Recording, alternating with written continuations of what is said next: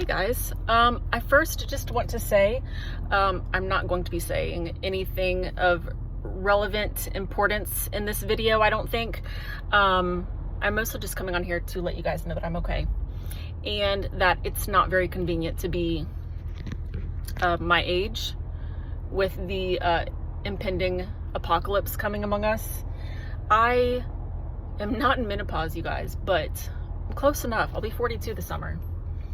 And I'm telling you something, like, I don't know if you guys remember what it was like to be 12 or however old you were when puberty came, but like, that's what it feels like. And it's not fun. It's not fun at all. And so sometimes when I am hit with those big feelings, I don't recognize that that's what it is. And so I just wanted to let everybody know I'm okay. I also wanted to let you know that I shared a community post today, which is what I would have said in a video if I made one. And so I just wanted to encourage everybody to go over and look at that. It was pretty amazing what God pieced together today. It's really funny how, actually now thinking about it, what he spoken to me last night, which is also included in that post, it really is a explanation of what happened today. Essentially God took a million different things that he spoke to me over a period of time, and he brought them to a full circle revelation that helped me to understand so many things. You guys, it's amazing how good God is to us, and he knows exactly when we need to hear from him about certain things in our lives. And so really it was just mostly a post for encouragement, because I've been in this space for a while where I don't have the ability to think about anything other than God. And the last time that I felt this way, I was 16. And it's easy to feel this way at 16 because I didn't have a boyfriend. All my friends loved God, and all I did was go to church. So I didn't do any regular teenager stuff when I came into a relationship with the Lord. I was a very weird teenager. And what I mean by that is, once I came into a relationship with the Lord, I realized how stupid boys were. Even at 16, I was like, I'm never dating anybody again. I'm never going to date again. And I vowed to never date again until I was going to marry my husband. And thinking about that now, that seems so ridiculous that I did that. But I was dead set on it. And it was actually during the time that really popular book had been out. I didn't know anything about Christian books back then. I was actually just walking around the bookstore when my dad was running an errand. And it was that book by Joshua Harris that everybody hates now. It was called I Kiss Dating Goodbye.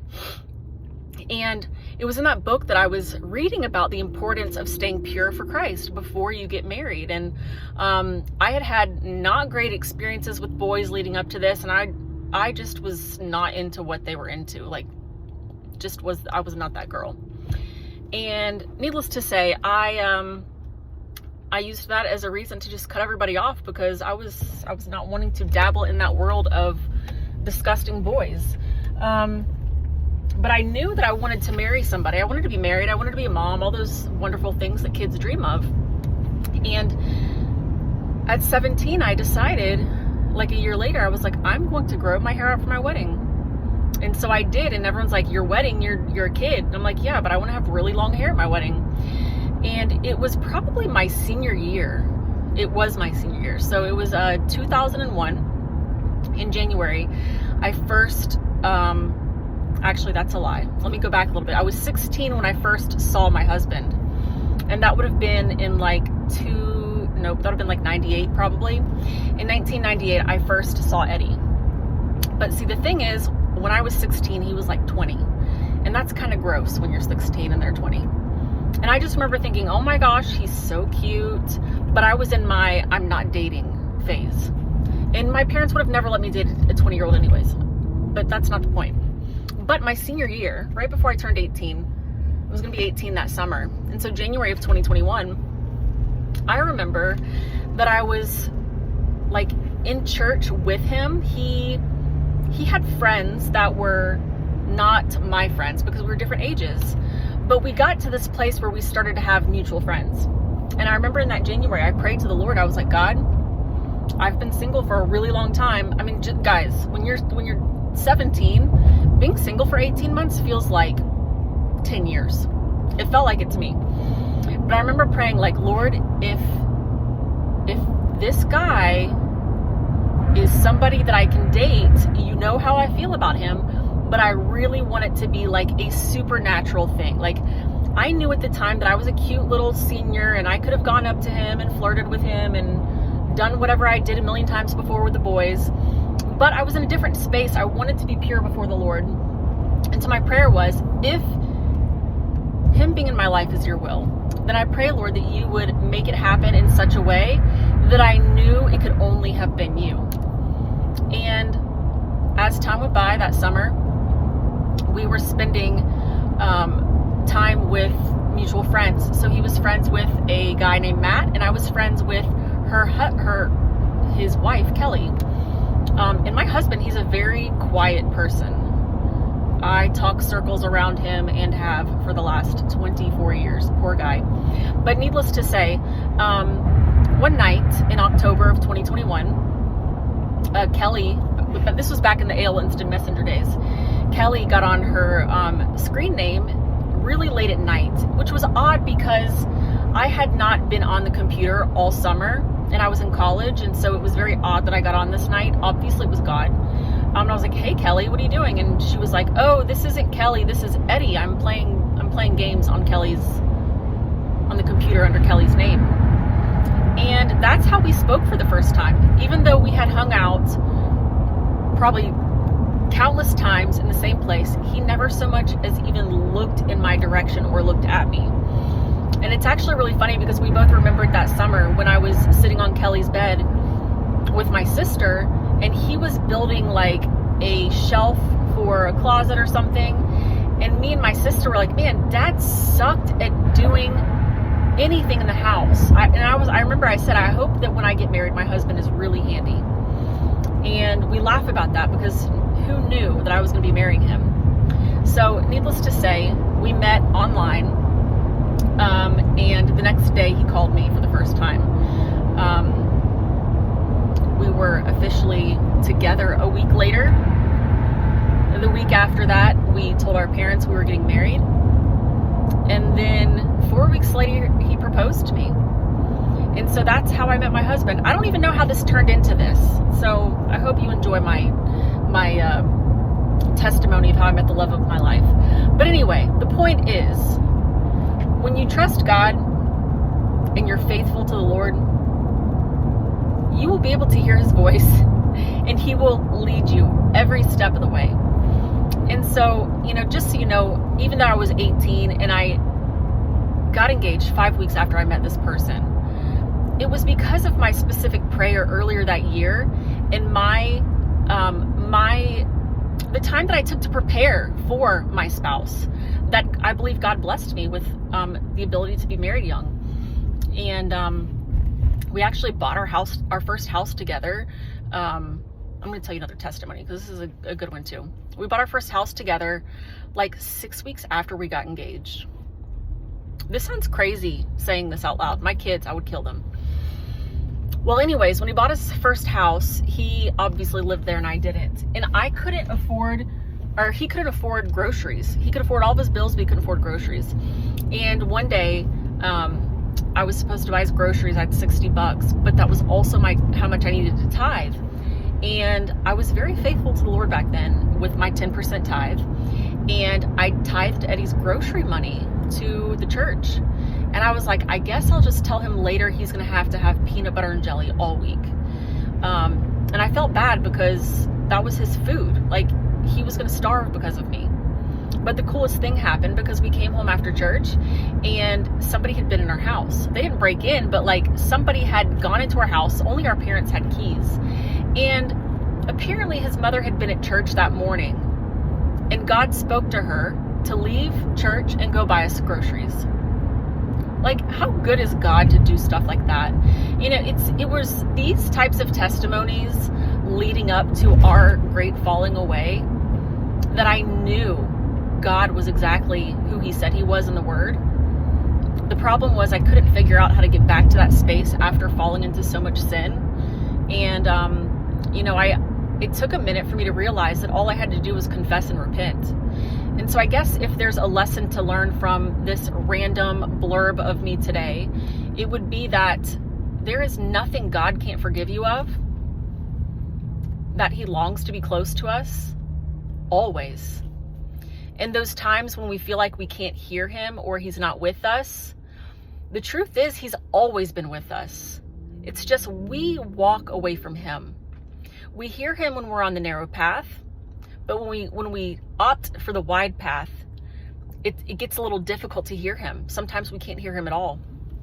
And so I just want to urge you that if you're in a place where you're longing to be close to the Lord again, and you want to be in that space where you hear his voice either again or at all, then you need to start with figuring out what you have that is blocking you from that. There's going to be a lot of things to consider. First and foremost, who do you need to forgive? Make a list. Make a list of all the people you need to apologize to. Make a list of all the ways you are not trusting in God. Make a list of all the strongholds you have. Make a list of all the sins that you can't break out of. And then just start confessing and repenting of all of those things. And you keep doing that until you stop doing the sins. You keep forgiving until you have forgiven. You obviously only need to apologize once, because otherwise you will piss people off. I know from experience, my little brother cut me off and doesn't speak to me. And because I was so codependent when this happened, I remember I would reach out to him every 6 months, apologizing for every sin as far back as 5 years old, his birth basically. And I couldn't for the life of me figure out why he rejected me so bad. And I know now that sometimes God's rejection really is our protection, and that neither of us were in a space to be part of one another's lives. And now that I am healed, and now that I am in this good space, I have found that, the few times I have spoken to him, he has a lot of unresolved, unhealed areas that would not be good to have in my life. And so I see now that the relationship I've always wanted to have with my brother, I will see that on the other side in paradise. And I'm okay with that, because I know that God loves my brother, and I know that deep down my brother loves me. And it's okay that we are not in each other's lives, because God is going to bring the people into our lives who are going to build us up, and he's going to isolate us from the people who are going to bring us further away from him. So I guess that's another thing to consider. Who in your life is not a good influence? What relationships do you need to sever or separate from? What type of people do you need to stop bowing down to? Are you a doormat for other people? There's so many things that can keep you from hearing God's voice. One of the big things, and I actually do want to share a testimony about this in a few weeks. I have a really big testimony about how I thought I was perfectly healed of everything. I knew I wasn't, but I thought all the big things have been healed. And the Lord, oh my gosh, the way that he just blew my mind last November, and so much came together in just one 24-hour period.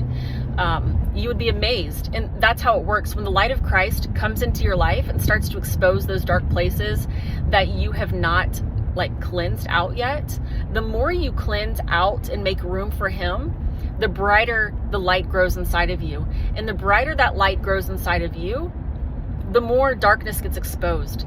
And little by little, he starts to clean house.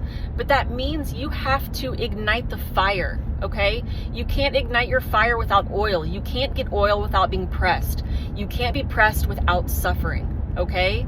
So whether that be fasting or sacrificially giving up something or somebody or whatever it is, there is a pattern to being able to hear the voice of God. And it is not one that feels good. It's miserable and it sucks. But I promise you, when you get over that hump and you start to develop a very intimate relationship with the Father, it will be something that you crave and you never want to live without. So just be encouraged that you can get exactly where you're longing to be. And the Lord, most of all, wants you to be there. So with that being said, I hope you enjoyed my random whatever this was. And most importantly, go read the community post, because that's really why I came on here to post this. I didn't want this to be a short, because shorts always get missed. I wanted this to show up in the video reels, but I did not have an intention to make a video this long, but there it is.